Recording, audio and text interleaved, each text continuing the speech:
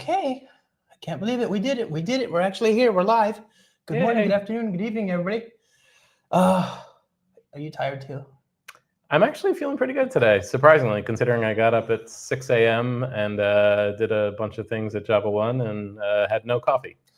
Wound down the show. Yeah, that first week after coffee, quitting coffee is... Yeah, I had the headache, but I switched to tea, been doing Earl Grey and English breakfast, but I'll be back on coffee eventually, just this week. Do you want ibuprofen or something? Yeah, I'm good. No, once again, the headache was one day. Oh, you had it. Okay. I had it. I'm good. Okay. Well, good morning. Look, I know it's a little late in the day here. It's 7 in the evening. This is not the only time we've had a evening stream, mind you. It's just it's just rare to have such a full day and then do a podcast, So I appreciate you taking the time. Yeah, I'd be happy to. You are Don Raab, and you are legend, sign of industry, bastion of the community, man of the people, creator of the Eclipse Collections project. Yes. And its lead, I guess, if you have such a I am one of the leads, myself, Nikhil Nanavadakar. Yeah, we both lead it. So. Okay. You want to tell me, what do you do? What's the, you're a Java champion, right? I think I got that part. Yep. So for the past year, I've been writing a book full time. That's been my job. That and traveling, which has been nice. So I've, worked now 35 years, programmed in 20 different programming languages. I've programmed pretty much in Java for the last 24 years plus. So, which has been amazing. Yeah, I guess got selected as Java champion in 2018. So that's been incredible. It's nice to be part of that community, hang out with folks like yourself. Yeah, and privilege is mine. Yeah. So yours is one of for people who don't know, there are people in the community, you have to vote on others to join the community, right? So it's very much a who do you know and who have you impressed kind of thing, right? And so we're a small group of people, right? By definition, we don't know everybody, impressive though they may be. And when some people come to the attention of the community, to the group, how often have you seen I can't believe this person's not already? Yes. It's just the most common refrain in the list. It's what? This is so long overdue. And yours is just like that. It's just a wall of what? It made no sense at all that we had managed to let that slip. A lot of times it's people that the other thing I think people talk about and see and feel is how it's not only is it why isn't this person already a Java community? It's that I already thought they were. Yeah. I thought they already were. Yeah. So I didn't nominate. I would have, but for the fact that I would just assume that in a just and fair world, this person already was a Java champion. Why wouldn't they be? The sky's blue. This person's a Java champion. Yeah.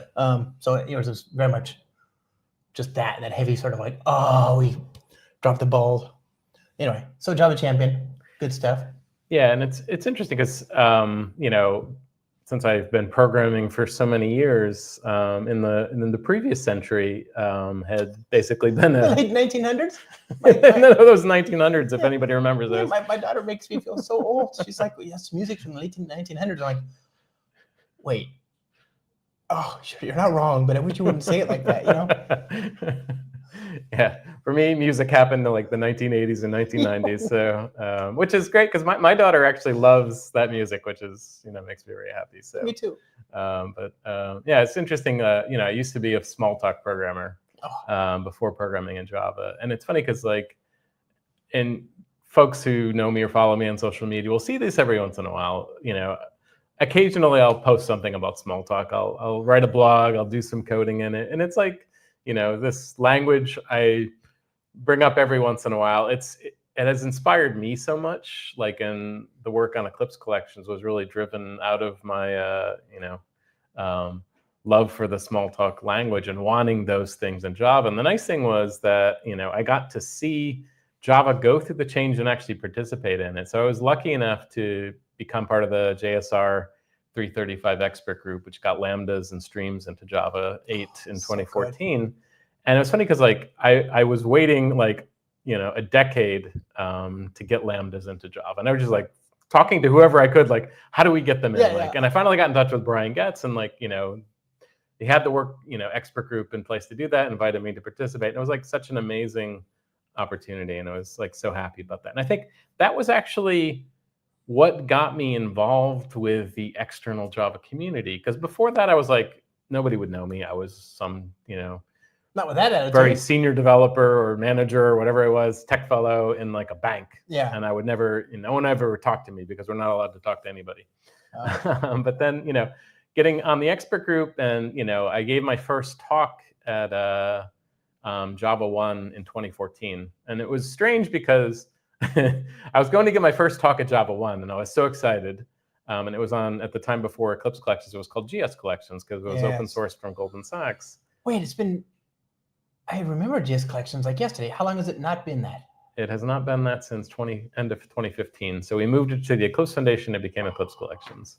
Wait, 10 years this year. It's 10 years this year. So time flies. I didn't get the memo, it's yeah. Well, it's funny because for me, yesterday. I still sometimes call it that. Yeah, for me, it's 21 years because it was being developed internally at Goldman Sachs for 8 years. So it was called Caramel back then. Pass me that. This one? Are you talking about this book, Simon? Huh? Are you talking about this one? Because I got mine. Yeah, well, I mean, to be fair, I had to force him to come over and give it to me. But nonetheless, this is going to be a book. We'll talk about this in a minute. We'll come back. You want the T-shirt? Yes.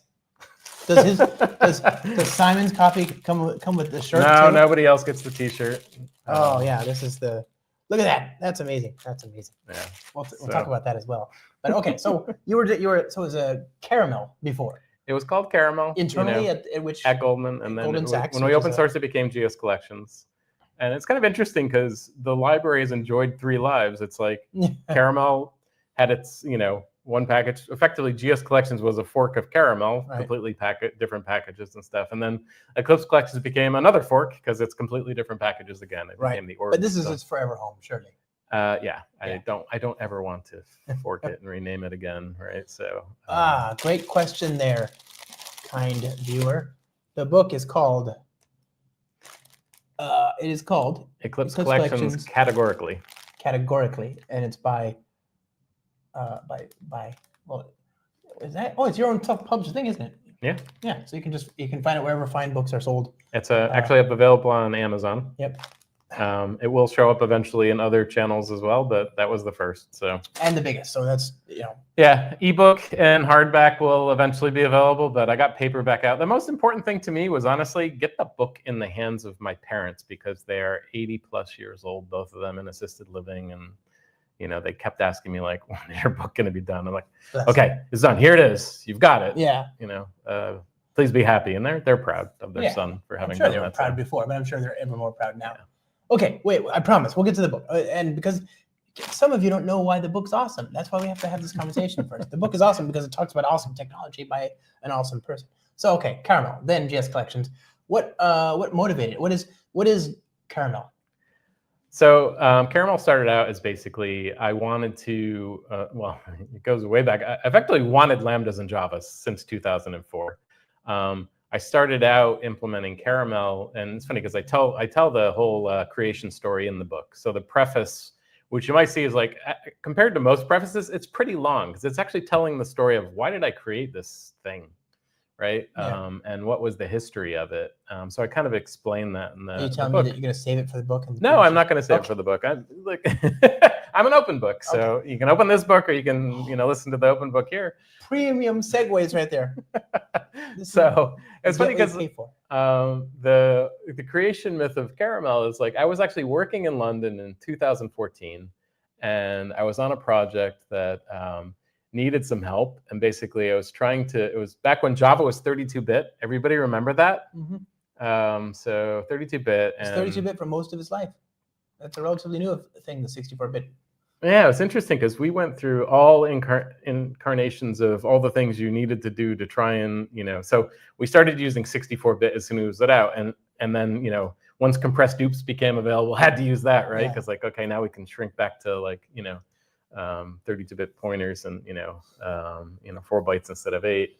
But it's interesting because in the 32-bit space, I had this problem of needing to, and it's funny because we were running 32-bit on Sun Solaris servers, and we could take advantage of up to 4 gigs of RAM. But I had this process that was an application that needed to store what was effectively up to 6 or 7 or 8 gigs of RAM. for the stuff it was Wait, loading this into is on memory. 32-bit before? Yes. Okay, So yeah. so What, you really 64-bit? can't fit, you know, and I'm not going to swear. I'll say, you know, you can't fit 10 pounds of stuff into a 5-pound bag was my problem, Now, right? for those of you who aren't accustomed to freedom units, that's can't fit 10 kilos of stuff in a 5 kilo bag. Yes, Yeah. or 10 liters of stuff in Yeah, a whatever. 5-liter bottle. So yeah, so it was interesting because I had to look at this app and figure out like what's taking up all the memory.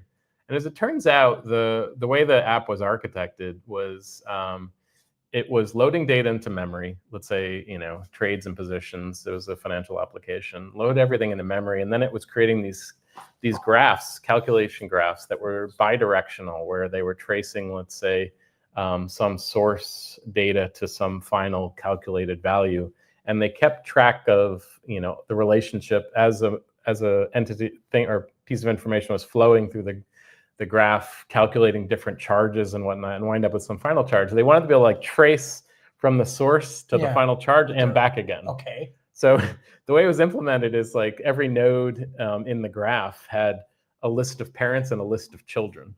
Okay. And they were just creating array list, which if everybody can remember way back in the day, before Java 7, remember back in Java 4, because we're in 32-bit land. 1.4. Yes, 1.4. What would happen when you create an array list, before Java 7, there was like some iteration where they fixed this. If you create an empty array list, it took up 10 open slots. Allocation. Yeah. So, yeah. So you had default sized arrays of 10. So most times in the graph, like you'd have typically one parent, and most of the times it was two or three children. So wasting 8 or 9 slots. Yeah, it's for in both directions, right? So, you know, what I came up with is basically I created these memory efficient lists, and I had the same problem with sets and maps, where like there were these hand coded lists that didn't have backing arrays at all, right? And they call them singleton, doubleton, tripleton list. Okay. And they would just hold on to a reference to things. Now that they were harder to deal with, but like once the graph got instantiated, it was effectively immutable, right? So you didn't need to do anything with it. But basically, that shaved, you know, hundreds of megs of you know, RAM off the heap. So the way things are done. So I actually got it so we could actually fit the data being loaded and a calculation into memory. And at that point, 64-bit came out. Yes. So it's like, but what was nice is like when 64-bit came out, because I'd done all this work, we were able to just leverage it. And it's breathed. Yeah, exactly. We had much more breathing room, right? Because when the problem with 64-bit when it initially came out was like everything, all of a sudden you had access to more memory, but your heap sizes exploded because you didn't have compressed oops, and it was just taking up more space. So, but yeah, so I went from there to then I had tons and tons of you know, in-memory collections, which meant I had a lot of code that I was dealing with collections, and I wound up over time, you know, going through different roles in the organization. I wound up overseeing, like, for this back office organization, like all of the code bases. It was like maybe like 5 to 10 million lines of code, and just collections code all over the place. So I was seeing for loops everywhere, and like every time I saw a for loop, I had to say like, okay, well, what are they doing? For with an if, oh, they're filtering. For with a break, oh, they're doing an any satisfier. So I was like, I knew the names from like my Smalltalk background. I was like, okay, I want to have these things. Yep. So I wound up implementing a utility library, which was the kind of like combination of that and the memory efficient collections was the start of Caramel. And it was just basically adding optimizations for different types, you know, became painful. Like we had these large if statements, like if it's this type, optimize this. Because like when you build, it was started off as a utility library. We had a class called iterate.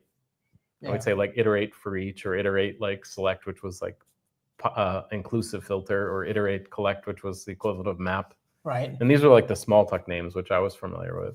But you know, later we wound up actually creating our own mutable types, and then we added immutable types, and then we added primitive collections. Now, primitive collections was huge because that was like, it was biting off the problem that no one should ever want to solve, which is like implementing a full set of primitive collections for list, set, map, bag, stack for every single primitive type. So for all 8 primitives. So we solved the problem with using code generation. We're actually using string template to do the generation. Terrence Parr. Yes. Yes. Creator. Famously, he famously said, I spent 10 years, or I spent 5 years automating what could have been done in 20 minutes, whatever. Like I love Terrence Parr. He's such a genius. I love him. He's a Genius. Anyway. Which I guess, more famous probably for Antler. Antler. But it's funny because string template, wound up being, and it's not the only templating language. It's funny because I've had to use Velocity and FreeMarker, and we use string template and Spring AI. Really? By default, I think it's that. Yeah, I'm pretty sure it's string template. It's that if you're using a prompt and you have variables in there, it's being replaced with string template. It's pretty great. It's amazing. But I like the other templating languages too. It's like you work long enough, you encounter them all, right? So, what is on vogue these days for like templating languages? What does IntelliJ use? Because they actually build in the. It looks like I guess FreeMarker. It does. I'm starting to. If I got a campaign going to petition IntelliJ to remove the token public from new classes, IntelliJ, and so you go to file new, create a new class. Yep. You call it cat, hit enter. By default, it's public. Do you think we could get them to remove it?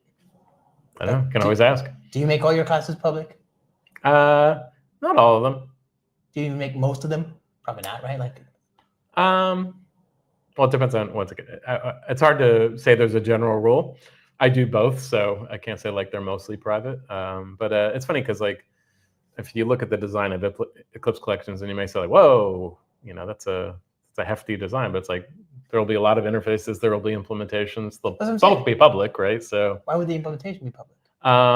Because you expect people to instantiate it directly. Yeah, and it's funny because like there is the problem, like for instance, like depending on how the package hierarchy is structured, right? We may have a factory over here and the implementation over here, and it's like, well, how do you reference it if it's not public, right? Yeah. So, we tend to prefer interfaces as much as possible. Very rarely will you ever see an implementation class name used, at least when I'm coding. Right. That wasn't always the case, though. Back in the day, we actually would use the implementation class. It would be like new implementation class, which for our implementation class, which it's funny, I'm trying to remember them all. There's like our set is called unified set. So you'd say either new unified set, or eventually we had like a static constructor. You'd say unified set dot new set, and but now you'd say like sets dot mutable and sets dot immutable. And it was funny because it wasn't until we added immutable collections that we actually had the factories, because we had this problem because the immutable collections I'm trying to remember, I think they're package private, so they're not private, but they're package private. So like we didn't want anybody to ever reference the class names for the immutable collections. Right. All you ever see is, but we have immutable interfaces. So we have immutable list, and they're contractually immutable. So you don't have add and remove and all that stuff on them. Right. That's the way it should be. Yeah. Information hiding. Imagine. Yeah. So, and what's interesting is we had to solve the problem in the design, and there's been tons of back and forth on how best to implement immutable classes. Yeah. I have my opinions. Other people have other opinions. But like we have the interfaces, and the interesting problem you run into is like an immutable list, which implements our interface, still has to be equal to a list from the JDK. Yeah. So you just throw not supported exception, or what do you do? Well, what's interesting is the implementation implements both immutable list, the interface, and list, the interface from Java, the JDK, but immutable list does not extend list. Okay, so the implementation does. Okay. So well, it's the implementation that has to provide the equals. Information hiding. Yes. This is so great. But what the interesting downside to this design, which I've had lots of conversations with folks from either Oracle or folks who have worked on Guava, is like the downside is like having an immutable interface is like, how do you enforce it? Because like we were implemented before you had sealed classes. Yeah. So technically, some evil person could come implement our immutable interface and actually hide an immutable collection underneath it and do bad things, right? Evil people. So evil. Now, if they want to implement the Eclipse Collections interface, God bless them, because like 150 plus methods they're going to have to implement. So if they go through the pain, they deserve to make it mutable. Yeah. They can have it. Exactly. So you just mentioned did you just bring up Guava? I did. Yeah. So that's a good point. There's Eclipse Collections, there's Apache Commons Collections, Yeah. There's Guava, and of course there's the core JDK stuff, which has gotten better, but these other projects still endure because they offer obviously there's a huge gap left, and I found myself using Eclipse Collections pretty recently. You have an expiring map basically, I think, right? We don't have an expiring. What am I thinking of then? I'm thinking of something where you have something that was really, maybe it's, I remember using it recently, and it was a If very somebody very, wants to contribute expiring map, I'd be happy or to an take it. But expiring something, whatever. it's funny. Way back in the day, we did actually have a weak value hash map. We didn't Oh. actually move it out of Caramel into the library. So Just high. So anyway, really just an amazing technology, but like, why not the A, B, or C? Why start your own? Why not just send a pull request and get it merged into the brand X? So that's an interesting question. So back when it was started is 2004, right? Which actually probably coincides with the creation of some other collection libraries, if Very I was true. to look at them. So what's interesting is that the things that we were looking for, because we didn't start out with the collection types, we wanted the rich protocols. We wanted eager behaviors directly on the collections. I wanted to basically say, follow the tell, don't ask principle of like, tell my collection to do something and it does it, right? And it's interesting because like we have the eager protocols and we have lazy protocols, right? So it's like, I want both, right? It's like, why should I not have both? I want to have the simplest code to write, and the simplest code actually most of the time is eager code. If you're going to stack together a pipeline of operations, then yeah, go lazy, right? But it's like, really, that's a performance optimization. And what do we say about performance optimizations? Do it last. Make it work, then make it fast. So it's funny because like there are no other frameworks that I'm aware of that actually have the eager behaviors directly. Actually, no, let me take that back. Let me think about it. There's the Vavr framework. They have methods directly on the collections, but I think they might be lazy most of the time. I could be wrong. Well, so when you talk about that, you're talking about I think the duality between like regular collections and the JDK versus like streams. Yes. That's sort of or actually lists in Lisp are, they can have that lazy sort of. Yeah, so and it's funny because like if you look at Smalltalk, which is where I came from, all the behaviors on their collection classes are eager. Yeah. So I kind of like came from that background. It's like, once again, it's the simplest thing. It's the easiest thing to understand. It's the easiest thing to explain to someone. You do have to explain lambdas. Mm-hmm. That's one level of complication you have to understand. To me, lazy is another level of complication, and then parallel is another level of complication on top of it, right? So when you say tell, don't ask, that does remind me of a bit of. I didn't do a lot of Smalltalk, but I did do a lot of Objective C. You ever use Objective C? I have not, but I have seen enough of it, and I've heard enough about it that it was, inspired also by Smalltalk, right? Right. So, yeah, very much so. Much more than Java, for example. Like it's much more of a. If we can agree, Smalltalk is a. It's funny though, because I don't think it had lambdas, though, right? Or am I imagining? You could do in the same. I mean, you're right, but you can pass around void pointers to functions. Just it did have concept of like predicate or something. Yeah, you could do it. It's just it wasn't like what you would expect in the nice syntax. But of course, I have it now with Swift and so on. I haven't used it probably since 2005, right? Like so, it's probably changed a lot. All that to say though, you had this concept of it's very much like a Alan Kay's, object where you're sending messages as opposed to calling methods, right? And and you want objects to be like little computers that you can tell them to do stuff. Do something for me. Here's the menu of things. That's how I don't want to have some dumb collection that I have to say, give me your data and I'll do stuff with it. It's like, no, filter it, like transform it. Like, what are you doing? Like, do stuff for me. Yeah, you've got the data, manage it. Be a smart object. Don't be a dumb object. So it has this in Objective C. I don't know. In Objective C, you can do a method that has multiple parameters, and the parameters are prefixed by a label, kind of, right?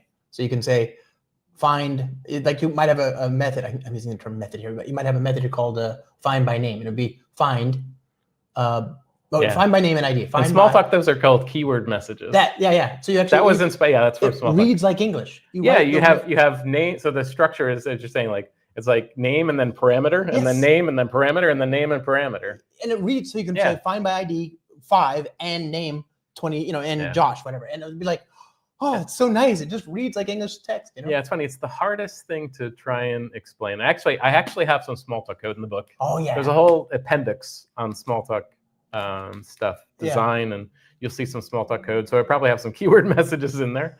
But it's interesting because like it's the hardest thing to explain to most developers. If you've got like a C or Java or whatever background, it's like you're used to the method name and parameter list in parentheses. Right, separate, come hell or high water. And Smalltalk will look bizarre, and I guess Objective C will look bizarre. But it feels so good once you've gotten used to it. And trust us, it's wonderful. It's really nice, and this is why I like the idea of name parameters. Yeah, it's a close approximate. It's not exactly that would help. It would be just for the readability. It's not like it actually helps the design. You can express the same things, obviously. But anyway, okay. So So tell don't ask. So you have these smart objects. I love this idea, and you have this matrix you've just laid out. You've got laziness versus eagerness. Yeah. You've got concurrent versus sequential, I guess, or whatever. Yep. You know, Yeah, we have some concurrent.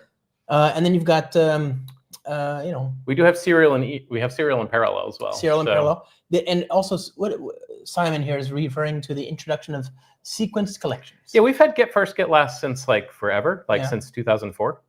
Yeah, so way to go, Java, just adding that in the last 2 Sorry, not to pick on anybody. Yeah. But so we had it in utility because I was like, why do I have to say get 0 and get size -1? Like, what is this? Like, give me get first, get last. We implemented that in utility later when it was on the types on our own interfaces. So it's funny because like we introduced, let's say, mutable list first, and mutable list would have get first, get last, right? Yeah. Later, we extracted out an interface, which is the equivalent of sequence collection. We call it ordered iterable, right? But it'll have get first, get last, and then anything that's ordered, we can implement that.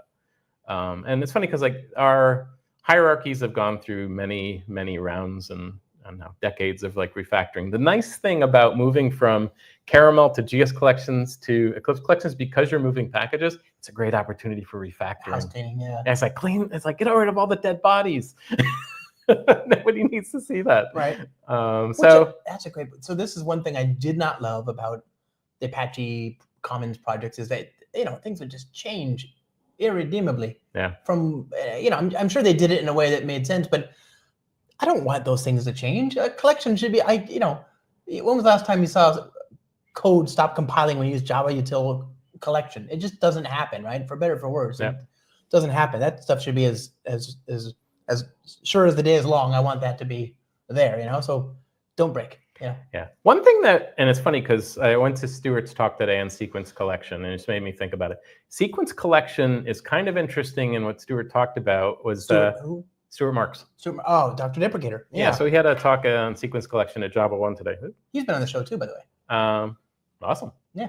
Not today. I mean, he's been on the show as well. Yeah, I was like, where is he? Sorry. So one of the interesting things in sequence collection is there's the reversed method. And reversed is the first time in the Java collections library that they've used covariant overrides. So reversed gets defined on sequence collection, but gets redefined on list and on sorted set to return more specific types. Oh. Now, what's interesting is in Eclipse Collections, we use covariant overrides everywhere. So like when you do select on a mutable list, it returns a mutable list. When I do select on a mutable set, it returns mutable set. On its parent, all the way at rich iterable, select returns rich iterable. Okay. So all the methods that return collection in the hierarchy are all covariantly overridden. Right. And it creates some interesting things. Like we've had issues with like diamond hierarchies. And one of the things that if you saw me talking, I was in the community keynote this morning talking about the OpenJDK Quality Outreach Program. And we've had specific scenarios where, because we do early access testing with the JDK, we found like bugs that no one else would probably encounter. We found a bug, for instance, that a default method called isEmpty was added to char sequence. Wonderful thing. You should be able to ask a string, are you empty? Instead of saying string.length = 0. Right. It gets rid of a great pain point. Now, the interesting problem that we found was we have a separate type in our hierarchy called primitive iterable that has a default method called isEmpty. And we have a subtype, a concrete type called char adapter, which implements both char sequence and primitive iterable. So when they added isEmpty in JDK 15, it actually broke compilation for us. Basically said, you've got an ambiguity problem here you've got to solve. You've got 2 default isEmpty methods. You need to resolve it in the child. So we actually went and added it, but we reported it. It was the first time that problem with default methods was ever seen in the JDK. Right. Like no one else had encountered that. Like, oh, what happens when you have a diamond hierarchy? Right. 2 interfaces colliding in a It's like, well, guess what? When you have that problem, you've got to provide an override. Now, it turns out we'd seen that problem before default methods. Well, I mean, C++, this is the reason we didn't have multiple inheritance in the first place. We all saw this coming, right? Well, it's funny because we have multiple inheritance of interfaces, right? Yeah. And when you start using covariant overrides, multiple inheritance becomes problematic because let's say I've got rich iterable at the top, defines a method called select returns rich iterable, mutable list returns mutable list, and then we have a separate type called list iterable, returns list iterable, and then we have a child type that implements both of these things, and now it's got to return a more specific type, right? And it changes based on who's calling it or some. No, it's not even called. It's once again, it's just defined on who the parents. Like I have to basically have a type that represents both parents. Basically, it's like okay. so, and it could be the type itself. So, for instance, if I have my list implementation, select has to return my list implementation. Now you have to return the actual concrete type for it to compile and resolve. Ooh, okay. So do you introduce a new interface, or you just give people the raw? It depends reference? It depends on the implementation. But once again, we've been solving this problem for years, so we're comfortable with it. So default methods that were like this was a new one because now you're able to put behaviors, and we had never seen because there was no clash. It wasn't a return type problem. It was the same return type. Right. It was like Boolean. Right. It was exactly the same signature. It just happened to be like, oh, the implementations were provided now in 2 places. Right. It's like that's a new one. Interesting. This kind of stuff is and I think you're going to be. I think Eclipse Collections is going to be one of those projects that is going to get better, albeit with a lot of work on your part, as the JDK gets better. So one thing you mentioned you had a primitive collection. So what that means for people who aren't paying attention, you've got a collection specialized for int and specialized for Boolean and specialized for car. What are your thoughts on, and by the way, you had lambdas, you had functional callbacks before Java 14 gave us lambdas, or Java 8, I mean, and you had in 2014 Java 8. Yeah. So, and now you've got these primitive things. What happens when Valhalla arrives? It's a great question. So thankfully, I don't think it'll break anything for us because we made the conscious decision, like our int list is not a list of integer. No, so I don't have to worry about it colliding with like list of int.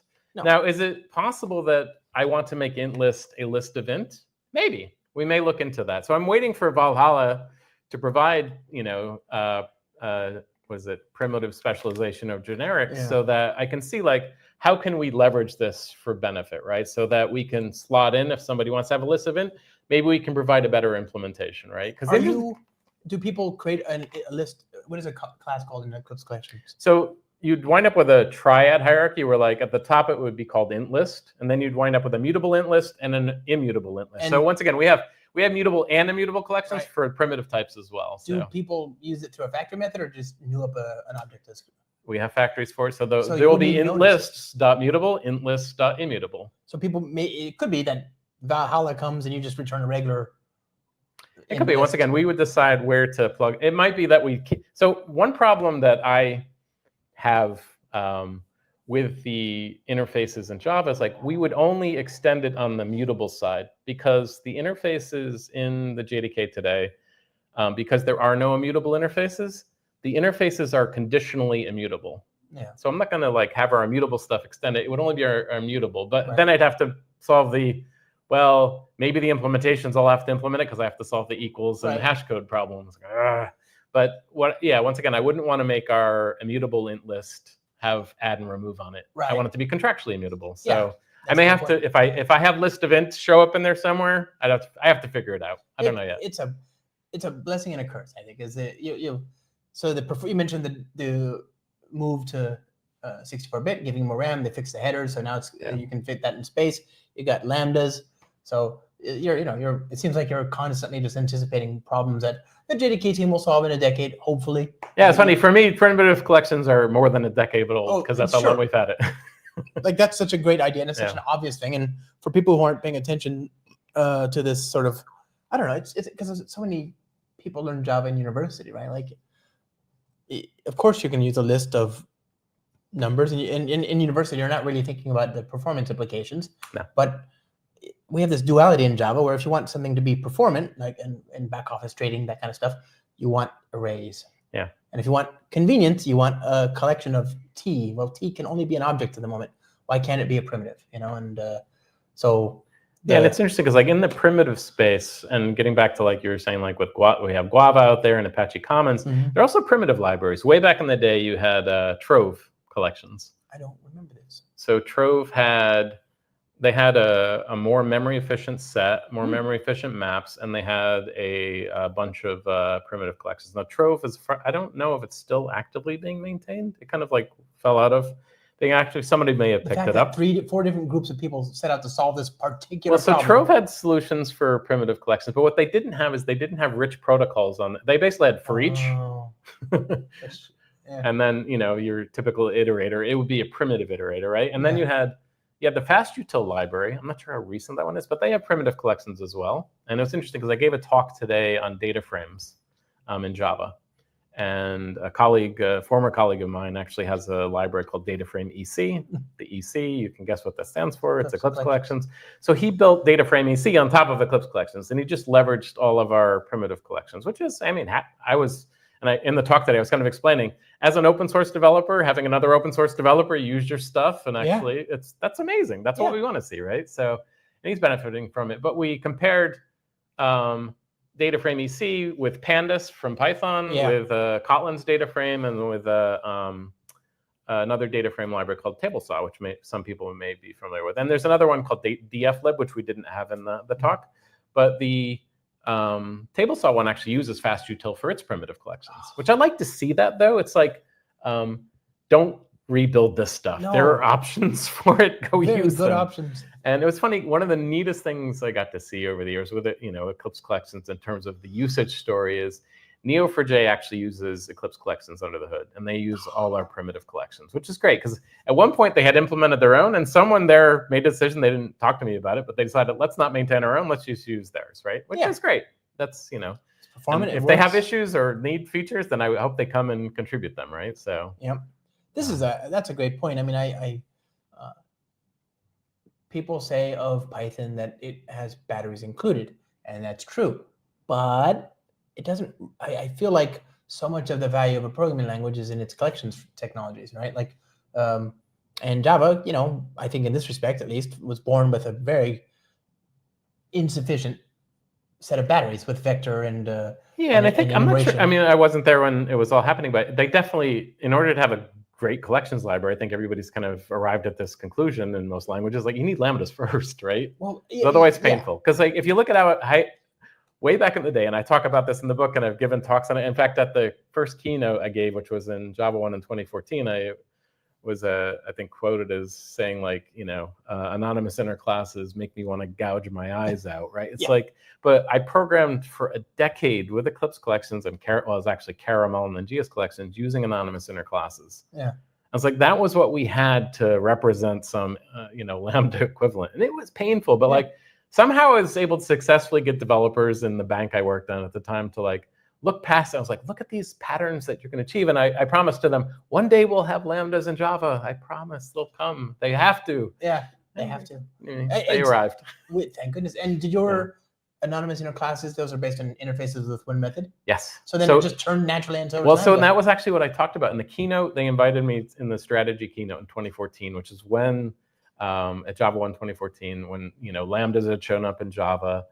They invited me on stage to talk about it. When I talked about was like, when Java 8 came out and was GA, we did not convert the library itself to Java 8 yet. It still stood on Java 7 for a couple of years. Sure. But what we did, because we had tons of apps that were using it in the bank I was working at, but like what we did was we took our entire unit test suite and we converted everything with a single refactoring applied across the code base to convert all the anonymous inner classes to lambdas, and we shrunk the code base by like 10 to 15%. Oh yeah, right? So free. It was like it's like and the fact that it just continued to work is like the magic of Java, right? Yeah, it was incredible, right? So and it was a great story to be able to share that at JavaOne, like because we had probably more use cases than anybody did at that point for like using lambdas. Like all our code was like, we're ready for lambdas, like give it to us. So in the Spring ecosystem, you might be familiar with that. We had the same exact journey, which is Spring came out very much. We had these template objects. These template objects are meant to be, tell, don't ask, right? Yep. So we have one called the JDBC template, right? Well, okay, you've worked with low-level JDBC. Yeah. You create a connection, create a statement, prepare it, get the results, iterate over the results, get each bit of data, put it in a collection, and then call next on the iterator. And then, if there's any exceptions, you try, catch, handle, close the connection, the statement, all that stuff. It's just a lot of boilerplate, and all you care about is that one little line in the middle where you're extracting out the results from each result set and accumulating it in a collection. So we have the JDBC template, just .query, SQL query, comma, and then an interface called row mapper with one method. Well, guess what happens to that code that was written in 2003? The code that has been written since 2003 using that type. All that code, here comes Java 8. Now it becomes a Lambda, just instantly. It's just the nicest one-liner you've ever seen, right? And all over the Spring Framework, we have dozens of these different template libraries, with each of which has dozens of different methods on it. All of them suddenly became Lambdas. It's just like, oh my goodness. Wonderful. So nice. Thank you, Java. You know, it's funny. It was a good segue into something that most people don't know about me, because they'll hear a lot about collections. So brought up like JDBC. So is this like trauma dump time? No, it's positive memories. Once again, it's just it's a part of my life that exists, and it was to a certain point of time. So I've implemented OR mapping frameworks in 4 different languages, including Java. I think twice in Java I've implemented an OR mapping framework. Nice. So I've done enough with JDBC to know that, like, you know, it'd be nice to have just someone else solve that problem for me. And it turns out, like, you know, I worked at a previous bank, implemented OR mapping framework, and you know, there was another OR mapping framework that kind of competed with one that I implemented, and we wound up just like throwing mine away. And it was used for many, many years, but, like, you know, this was actually something I felt was just better. So, like, let's just use it and standardize on that. And actually, that one wound up, like, you know, the guy who implemented it worked on a team that I was managing, and we wound up open sourcing it. So a lot of people will never have heard of it. Obviously, everybody knows Hibernate, but there's if you go to the, you know, GitHub, look at the Goldman Sachs repositories on GitHub, and you'll find there's a framework called Relidomo. Cool. Which is an open source OR mapping framework that, you know, was built on a team I managed. I love that. In Goldman. So, and it's like, it's a different approach to OR mapping. It's not what it does not implement JPA. It code generates the crap out of stuff. So, like, you wind up with like a statically code generated query language based on the domain that you define. Like, I know it's not the same, but is it anything like JavaOQ? I do not think so at all. Okay. It, once again, is you define the domain, and it will generate your domain objects, the database objects, and generates. There's a class it creates for every type called the finder, which contains all of the querying methods for the specific type. But then, you know, it solves it, and it's funny because it solves all the problems that we wound up having in back office applications in a bank, right? So it may be very specific to that, but, you know, if people are curious, you can look it out. I'm not going to say it's not the end all be all. It's not trying to compete with Hibernate with solving a specific set of problems. It does something interesting which we didn't see at the time. I don't want to compete with Hibernate. Yeah, don't compete with Hibernate. That's not the right. I don't even think that's the right solution for most people's problems. I didn't say anything about competing with anything, but once again, this is about educating and learning, right? So right now, one of the things that I'm going to check it out, because I assume at some point I can just plug in a data source, and as long as I can do that, then I can make it work with Spring, right? Like you. I'm not sure what's going to, you know, be involved, but yeah. So the interesting in the types of problems that it solved that we encountered in banks were the biggest problem was like bitemporal milestoning, where, you know, if you're working in back office applications like accounting applications, you need to keep track of time where, like, it's potentially 2 dimensions of time. So any change, you never delete anything, you audit things, right? Yeah. But you may actually need to change time from a business perspective. There's an auditing perspective, a business perspective. So you wind up with these like 2 dimensions of time on every change. And, you know, that's fairly common in accounting applications to have that. And there was no OR mapping framework around that solved this problem in the framework. You kind of had to, like, craft your own solution using the framework. This actually builds it directly into the framework. So that was one of the key things where, like, because when you get that wrong, bad things happen to you. Legally. Yes, legally bad things happen to you. Regulatory agencies come and look for you and do bad things to you. So get it right and let's get it right. Do it once. So, but it's like not everybody has those problems. Well, I would argue maybe everybody does have that problem, but, like, you know, not everybody looks to solve those problems. So, and it's one of those things you want to get right. Yeah. Okay, that's super cool. I'll check it out. And my OR mapping framework did not solve those problems. So that was one of the things that, you know, it's like, let's not rebuild that. So send that guy to jail instead. No. Well, mine didn't need to, you know, thankfully. Yeah. No, that's super cool. I love, so right now, you know, I imagine at some point in the bowels of that technology, there's a bit where you have to connect the framework with a pointer to a valid data source. If that's the case, and I assume it is, because how else are you going to connect to a SQL data store these days besides some sort of connection? There is a if I recall, this has been a long time, so it looks like a connection manager you have to set up, but I don't know, like that's a,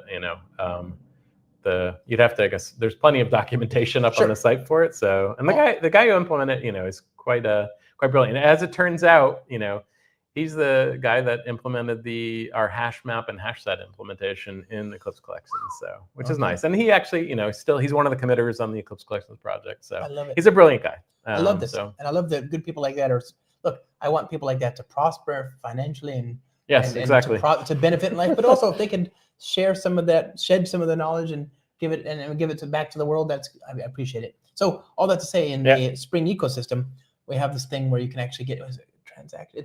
It's a data source proxy that when you use methods on it will automatically demarcate transactions in line with Spring's transaction demarcation technology. Yeah, so the interesting thing with this framework, it does have a very opinionated view on how transactions get managed. So I don't know how compatible that would be with Spring. It may be painful because it might be that you can I don't know if you can define the transaction demarcation to leverage underneath what Reladomo uses, but yeah, you might find that challenging to use. And it's like we tend to, it's funny because like it's a very opinionated framework. It's got a very specific approach to do. It favors, code generation and writing code in a specific way. Like you will find, at least I recall, like rarely ever used annotations with it anywhere. It was pretty much just plain coding. I like that. So yeah. Again, I don't use Hibernate 99% of the time. I use just straight JDBC, or use I use Spring Data JDBC, which is ORM on top of regular JDBC. You can write SQL queries instead of JPA-QL, or I use MyBetis, right? Remember that old thing? I love that thing. I'm a contributor to that. I also use a Java OOQ, which it's not the same. Now that you've explained it more to me, Java OOQ is you point it to a database and it generates classes for you based on the schema. It doesn't generate tables based on the Java types. It's the other way around. But the result, it's still type safe and it's still very nice. And it's a SQL in Java. You write SQL code, but it's compiled. Yeah, it's funny because like you would think it's maybe somewhat archaic at this stage, but basically there is the domain and relationships that you would define between classes actually all defined in XML. Anybody remember that stuff? Yeah, I do. But the nice thing about XML is like there's an XML schema for it, right? Yeah. So it's like woo. No complaints. I prefer that to JSON, that's for sure. XML is that's why Spring was born in XML, right? Was because we didn't have annotations. There's no way to extrinsically define the mapping of things. There's nothing in the language proper that we could use to say this thing produces or relates to that. So we used XML to do it. And as soon as annotations and all that became a thing, it's like, well, okay, well, we'll do that too. We'll have both. Okay, so you've got now this incredible Eclipse Collections, and it's I'm just really excited to see what happens. I'm a big fan, obviously, but I can't wait to see Valhalla, right? What about matrix multiplication? What about like the vector API? Is there a possibility there? I mean, everything's a possibility. It's open source. I haven't built anything. It's interesting because like one of the interesting things that I did way back in the day, because I had the problem space and the kind of like all the things combining that I could actually take advantage of. Like back in like 2005, I implemented a set of parallel eager utility classes. Right. So this was, way before you even had the fork join library in Java, right? And basically, I was actually using fork join when it was still in the Oswego library. And I originally built around that. We wound up removing that and using just straight executors for our parallelism. But that's Doug Lee's original thing from the University of, in Canada, I think? It's University of Oswego in New York. Yeah, it's Canada. New York, sorry. And that eventually, he's the stream, he's done a lot, right? But it's the original. Like, it's funny because most people will remember, Java concurrency in practice from Brian Getz. Like before that, there was I can't remember the title, but I have it in some of my blogs. I take pictures of it. It's like I actually own like 2 copies of it now because I thought I lost it, and I bought another copy. I was like, I don't have a copy. But it's funny because like he talks about the fork join library, and his book came out in like 2000, I think 2001. It was like the first book on concurrency, and Brian's in the book Java concurrency practice was like really the more modern version. But it's like when he wrote it in 2006, he didn't talk about the fork join library. People didn't really learn about that via books, and you could have learned about it from Doug Lee's book. And his blogs and lectures. But it's like it wasn't. It didn't show up really in the Java core kit until when did it get out? It was like was it Java 7? No, 7. Oh, 7 got fork executor joined. fork Yeah, joined? yeah. No, I thought that was 8. No, I think fork join was 7. Oh, that's right. They used it in Streams used fork join. That's right. Yeah, but it showed up in Java 7. So I'm sorry, you're right. Which is interesting. So, but it's funny because we have, some of our utilities will use the fork join, some will use executor. Now, the interesting thing is because all of our parallelism, and it differs from Java. Yeah. And it's funny because our types integrate with stream, we can use streams. We also have our own parallel lazy API. Now, because I had built parallel eager utilities way back in the day, what we found was when developers were using it, they wanted all these bells, knobs, and whistles. They wanted to control the executor. They sometimes wanted to do I/O. They wanted sometimes CPU processing. So we support all of that. So you can actually do I/O in parallel if you want to. And it's your parameters for doing something are different. But when we finally bolted a parallel API, lazy API, onto our types, we decided you say as parallel, right, and we force you to pass an executor and a batch size. So it's not as simple as with a stream. You can just change stream to parallel stream and voila, magic fairy dust. Everything's going to run faster. Not necessarily. No. You have to think harder about it, right? Now, what was neat about it, when it was unplanned, was because you use an executor, you have to pass it in. You actually can use virtual threads. Nate, just without us changing anything, they would just work with Eclipse Collections as parallel, right? So I was like, well, that's neat. And actually, in the book, I show some parallel patterns, and I give tons of warnings. Please know what you're doing. There are dragons here. Yeah. But it's and I show, tell the parameters look, you got to have enough data, you got to have enough interesting processing to do, and you have to have enough cores. Otherwise, don't expect magic, right? No, and no free lunch here. But so what's nice is, I actually show examples just using, virtual threads. And it's nice to be able to just magically leverage that. I love the implementation of that because that just nicely slotted in, right? It's we use a paradigm we're used to. It just works. It just naturally becomes available. I love that. It's a win. And I assume you guys have used that in Spring now, right? If I'm not mistaken. Use what? Fork join? No, virtual threads. Oh, yeah, all the time. Spring.threads.virtual.enabled equals true. Suddenly, everywhere where it makes sense becomes virtual. So, and I do this demo all the time. I actually just talked about it today. Just that, to me, super useful, right? But obviously, again, you got to be a little bit aware. You have to know what you're doing. Because context switching is still a thing, right? If you're mostly I/O bound, which is, I think, true for a lot of people, but not necessarily for people doing high intensity computations, that kind of thing. If you're doing CPU bound algorithmic computation, then do not use virtual threads. You're probably going to regret it. You'll probably see a net decrease in scalability. But overall, for I/O bound, network bound, database and microservice bound sort of services, virtual threads, they're a friend, especially if that's the dominant workload. But not security, ironically, because that's cryptography. So nothing's free. You got to think. That's okay. So anyway, I'm so sorry. What? I was just about to say the thinking man, which is an anachronism about which I'm very, very ashamed. What the thinking person's book, if they want to learn one of the best frameworks for building and working with collections, is Eclipse Collections, categorically, by the one, the only, the amazing, the legendary Don Raab. You can see you got Professor José Pomer, professor of computer science in France. Yeah, and I had some very thankfully great technical reviewers to give me some feedback that beat me up and set me on the right path. I rewrote chapter 1 10 times before it was finally something I was satisfied with. But nice. It's interesting. I've done something in the book that I hadn't seen, and it's an experiment, and I'm hoping it's received positively.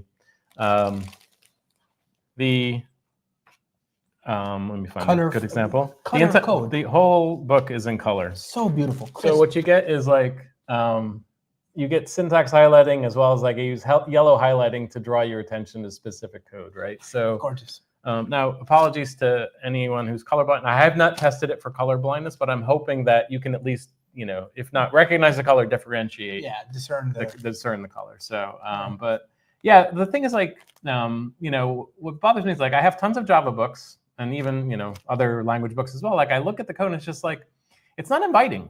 And what I wanted to have is like a book that, for Java developers, we look, most of the times, at least I do, like, I'm coding in color all day, right? It's like, I feel like when I'm in my IDE, I feel like I'm home and this is wonderful. And, I've customized everything to look the way I want. It's like, what I feel like is we put books out too often and like, we don't present code the way we look at it, right? Which I think actually does a disservice to us as developers. Like, if we want more people to be developers, let's make it look inviting, right? And make it look fun. And that's like, partly why, like, the cover is meant to look fun. It's meant to look like a game, right? It's like, let's have fun. Because if we're having fun, we're learning, we're, more open to like being creative and solving tough problems, right? Yep. You said that this book is available via Amazon. Are you using Amazon KDP? It is Amazon KDP. And are you, did you enable the Indian market? I did worldwide territories, so I'm hoping it was included. That should be in India, and that gets to our question. If someone can search, someone actually did ask me that. So there are 2 audiences that cannot buy the book, and I apologize for this. What I found out after I made the decision to go color print books are not available in Japan and Australia, I think. So if anybody is on from Japan or Australia, I apologize. There will be an ebook version eventually. If there's a large demand for it, maybe I'll come out with a black and white book, right? So you can order it. There will be, it's possible that, I don't know if it's a paperback problem. I will be probably in a month or, maybe a little bit longer, be coming out with a hardback version. Yeah. Interestingly, with Amazon KDP, the sizes, gorgeous. Look at that color, rich, beautiful. If you're gonna do a pie chart, it's got to be in color. Got to do it. I'm scared of doing pie charts in black and white. That's why I don't even bother. Because what if it all just? I mean, we're scared enough to just use pie charts ever. But if you're gonna do it, make sure it's color. Gorgeous. But thank you. But yeah, it's. I don't know if, once again, if the hardback will be able to be available. The hardback, obviously, we're gonna. It's like the nice thing about the book is. Because if you look at Eclipse Collections, it's 21 years old now, right? This book is describing 21 years. So, seriously, it took me 21 years to write this book. Now, the nice thing is that, it has a shelf life of, well, as long as anybody cares to learn about collections, because even when new versions of Eclipse Collections come out, we're not tending to add a lot more APIs. And they're not going to change. We preserve backwards compatibility as much as possible. So like the shelf life of this is, I don't know, as long as you want to keep it on your shelf, it's not going to really get outdated. The concepts in it, like, because there's quite a bit I pass on here in terms of like my learnings about API design. I'm a big fan of symmetry. You can even see that in the publishing company. The name is Sensible Symmetry. And symmetry comes in many different forms. And perfect symmetry would be lovely to achieve. It's just too darn expensive and not very practical. So, I refer to in the book, like, achieving good enough symmetry. We go for symmetry when there's a value add and do it as much as possible. And like, this is why you can see like symmetry of like our hierarchies. On the object side, we have, readable interfaces, mutable, immutable. We have the same on the primitive side. And like, we have the same shape for all the primitives. So int, long, float, short, char, boolean, byte, long, good symmetry, right? You get symmetry of the methods. So the object and primitive APIs, they're not exact. That's where like it's good enough, because like not all the APIs make sense. So there are things missing. Like we don't have group by, for instance, on the primitive side. And why? Because I don't have a primitive multi-map, because that would be a combinatorial explosion of types I'd have to add. So we haven't done that yet. We do have primitive maps, but we group by, if we implemented it, I'd want it to return a primitive multi-map, not return a map. We have, once again, bags. We have good symmetry in terms of the types that are available, both primitive and I think we have lazy on both object and primitive, right? And we also then integrate with primitive streams. Now there are only 3, right? So our primitive types are like, for our long types, double and int, we provide integration with streams. Okay. Because the one thing we do not have parallel on primitive. We say leverage parallel streams. Yeah. They're available. Just do that. We haven't bothered to implement parallel on primitive, and we're probably not going to, because like I really have to have a reason of why do I need to go implement this? Streams are primitive, parallel streams are probably good enough, right? So we integrate with that. So you can actually, on one of our types, say, give me a primitive parallel stream, sorry. Amazing. This is the kind of, again, read this book. This is the kind of stuff you get by reading a good book. And this is a programming book, right? It's about programming. You can start and work through the examples and learn things as you go. I'm going to start doing that. I don't have a fireplace. I live in San Francisco. It never gets quite cold enough to merit a real fireplace. But if I did, this is exactly the kind of book I'd curl up next to said fireplace and start working through. It's also springtime. People do their spring cleaning, right? Yeah. And it's a good time to clean out the ideas you had about collections and renew them with better, bigger. Yeah, and that's actually one thing I like to say as well. Like, when everybody picks on Java, and look, Java's got the collections it has. It's got streams, which is hugely beneficial. Lambdas are great, but like, you know what? There's this great ecosystem of libraries out there that actually makes Java amazing. That's what I was trying to say earlier. I was saying when it was born, it had just vector and enumeration, which are awful. Yeah.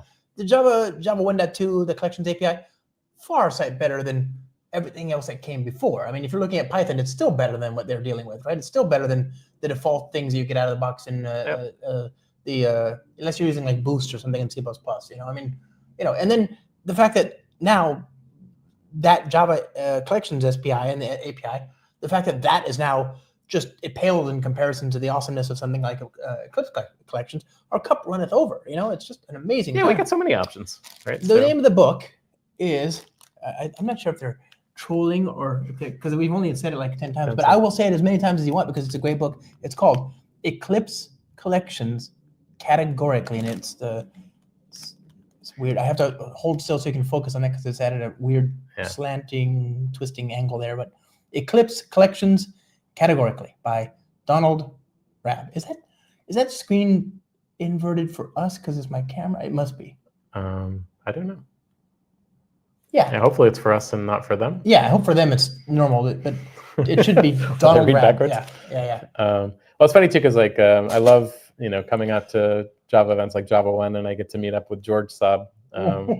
It's like it's the one person when I'm with him, people can actually pronounce my name correctly. We call it the Rob and Saab show because like people call Raab. It's like it's Rob like the car. I always have to say it's Rob like the Saab. It's like, oh, there's a person with actually the name. And have I mispronounced it this entire time? It's fine. It's actually pretty common. I respond to it. So what did I call you? I think you might have said Rob. It's okay. Or Rab. Rob? I don't know.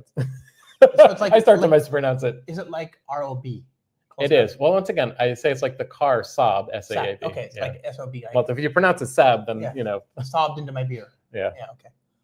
Well, anyway, Donald. Yes. Mr. Saab. Yes. Mr. Rob. Thank you. Thank you for inviting me. This was fun. I think. And thank you everybody for listening to me.